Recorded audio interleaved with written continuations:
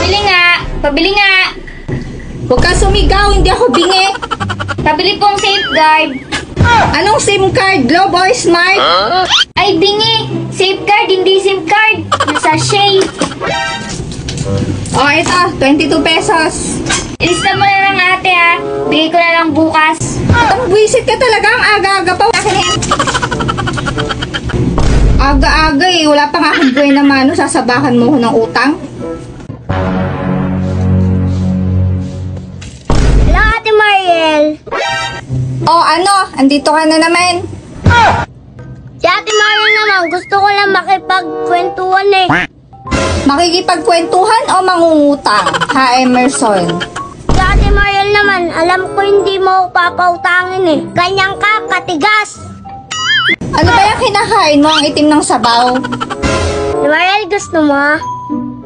Pagkain daw ng mahirap, Ate Mariel. Katikim ka na ba to, Ate Mariel? Gusto mo tikman? Kanin na may kape at asukal? Wala kasi ako pambili ng ulam, Ate Mariel eh. Ayaw mo kasi ako pautangin eh. Alam mo, Emerson, kung marunong ka lang sanang tumupad sa usapan, di sana nakakaulit ka pa.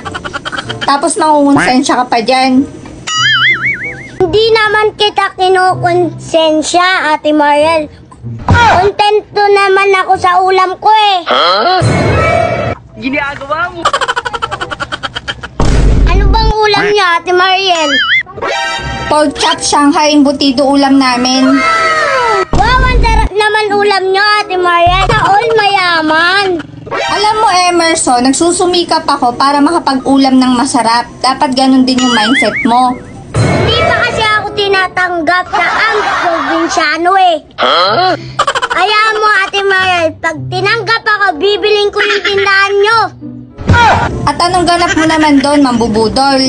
Umuta ka na nga ng ulam mo, hindi dinadaan mo pa ako sa kwento at pangungonsensya mo.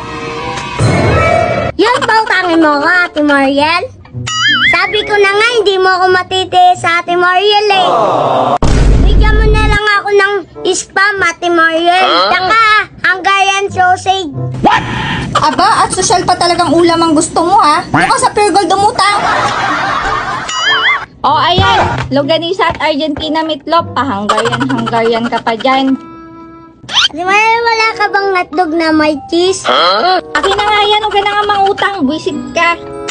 Joke lang, si Ate Mariel naman, di mabiro. Thank you, Ate Mariel.